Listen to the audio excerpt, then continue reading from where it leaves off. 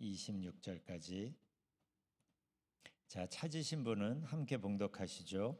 하루는 가르치실 때에 갈릴리의 각 마을과 유다와 예루살렘에서 온 바리새인과 율법 교사들이 앉았는데 병을 고치는 주의 능력이 예수와 함께 하더라.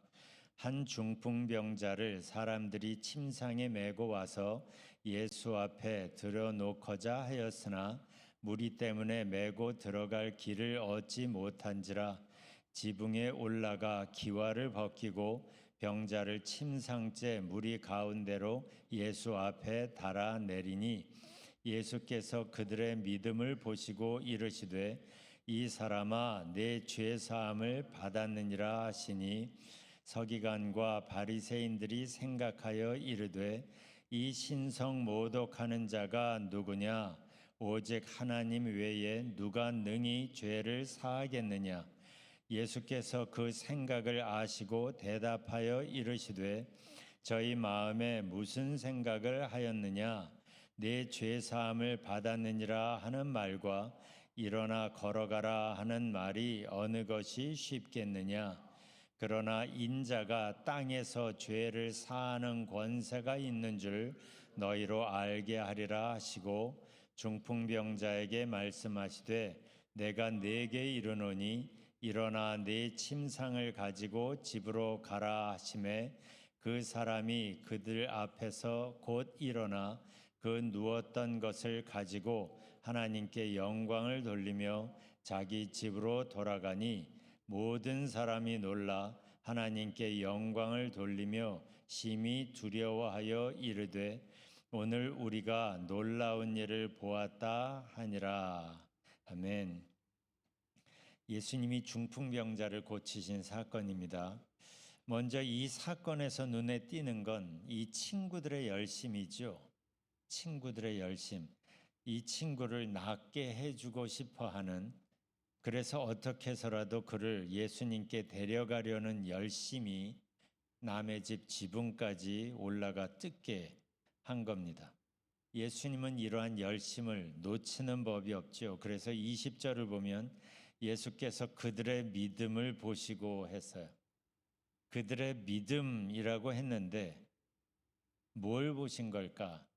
두 가지를 생각해 봅니다. 첫 번째는 친구를 살리고 싶어하는 사랑의 마음이 있었겠고, 두 번째는 그래서 이 친구를 예수님께 데려가면 낫는다는 믿음을 보셨겠죠. 이런 믿음이 있으니까 남의 집 지붕까지 뜯는 그런 걸 마다하지 않았던 겁니다. 이 모습을 보면 이 친구들의 모습은 중보자의 모습입니다. 이 아픈 친구가 예수님을 만나도록 중간에서 애쓰는 모습이죠. 사실 이런 소란을 피우면서 이 친구들이 얻은 건 없습니다. 오히려 이 집주인에게 혼났을 수도 있고 그래서 보상을 해줘야 했겠죠. 아무리 그래도 그렇지 어떻게 남의 집 지붕을 뜯어 교양업계 뭐 이런 핀잔을 들었을 수도 있습니다. 그런데 이 사람들은 그런 거에 개의치를 않아 해 보입니다. 관심이 이 중풍병 앓는 이 친구가 낫는 것에 있었고 그래서 예수님 때문에 병에서 나아서 행복했을 겁니다. 이게 중보자의 마음이에요. 그래서 아직 예수님을 모르는 사람들을 보면 꼭 예수님의 손길이 필요한 사람들을 보면 안타까운 거예요. 그들은 이런 안타까움, 하나님의 마음을 가졌습니다. 그래서 시간을 쓰고 힘을 써서 중보 기도를 하는 거죠. 그들의 이러한 기도와 헌신을 하나님은 잊지 않으십니다. 왜냐하면 당신의 마음을 가진 사람들이기 때문에 그래요. 여러분들의 기도 리스트에 여러분 주변에 있는 사람 중에 예수님이 꼭 필요한 사람들, 그러한 리스트가 여러 명 있었으면 좋겠어요. 내가 필요한 것만 위해서 기도하는 게 아니라 그러한 중보 기도를 하는 그러한 리스트가 있을 때 하나님은 그 기도를 더 귀히 여기실 겁니다. 이 사건에서 특히 흥미로운 게 20절인데 예수님이 이렇게 말씀하세요. 이 사람아 내 죄 사함을 받았느니라.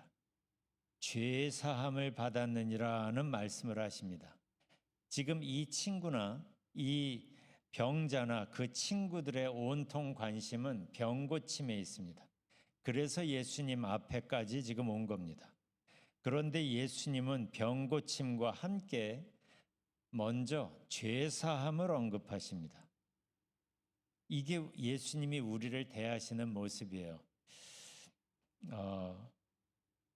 우리가 이 부분을 깊이 묵상할 필요가 있는데 예수님은 우리가 뭘 구하는지를 알아요. 우리가 무엇 때문에 힘들어하고 뭐가 해결되어야 하는지를 예수님은 아십니다.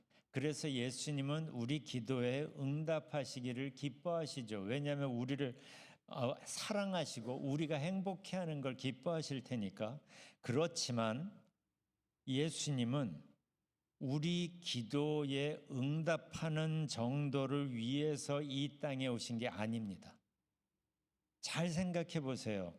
우리가 주로 기도하는 그러한 기도의 내용은 예수님이 굳이 이 땅에 오시지 않아도 하늘에서도 충분히 응답할 수 있는 그 정도입니다. 그러니까 우리 기도에 응답하는 정도를 위해서라면 예수님이 굳이 이 땅에 오실 필요가 없었어요. 그런데 예수님께서 굳이 이 땅에 직접 오신 것은 십자가라는 그 값비싼 대가를 치르셔야 가능한 걸 우리에게 주고 싶으시기 때문이죠. 그래서 예수님이 주시고 싶어 하시는 바로 그것, 사실은 우리가 상상도 못해서 구하지도 못했던 그것을 우리에게 더하여 주시기를 기뻐하십니다. 그게 뭐예요? 죄사함이 되어야 가능해지는 것.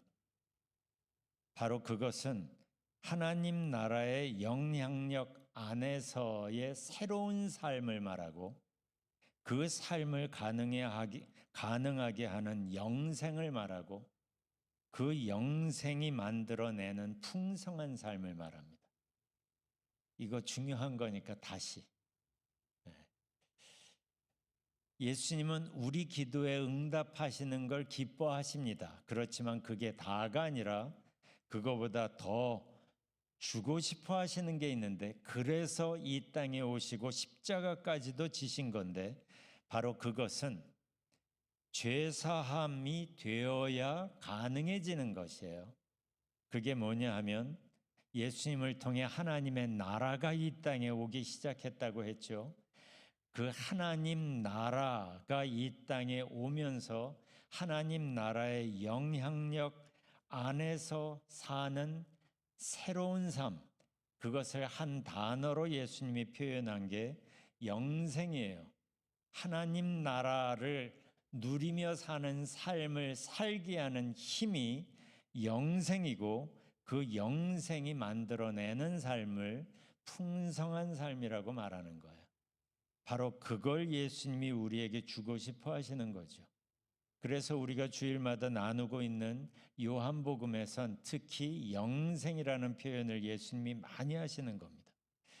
이 어마어마하고 놀라운 변화를 가능하게 하는 그 시작점이 죄 사함입니다. 죄가 사해져야 우리가 하나님 앞에 나아갈 수 있게 되기 때문이에요. 그래서 죄 사함은 예수님이 만드시려는 이 어마어마한 변화의 시작점인 거예요. 그래서 예수님이 만드시는 엄청난 변화를 가시적으로 잠깐 한 모퉁이처럼 보여주는 게 치유인 겁니다. 병 고침. 이 병 고침과 귀신 축출은 그 자체만으로 중요한 게 아니라 하나님 나라가 이 땅에 예수님을 통해 임하기 시작한 걸 보여주는 그래서 하나님 나라 안에서의 영향력 안에 내가 있다는 걸 보여주는 한 사건이에요. 그러니까 이 병고침 아니면 귀신 축출 뭐 이런 것에 초점을 두지 말고 그것이 보여주고 있는 어마어마한 변화를 봐야 되는 겁니다. 그래서 성경은 이런 변화를 기적이라고 말하지 않고 표적이라고 말한다 그랬죠.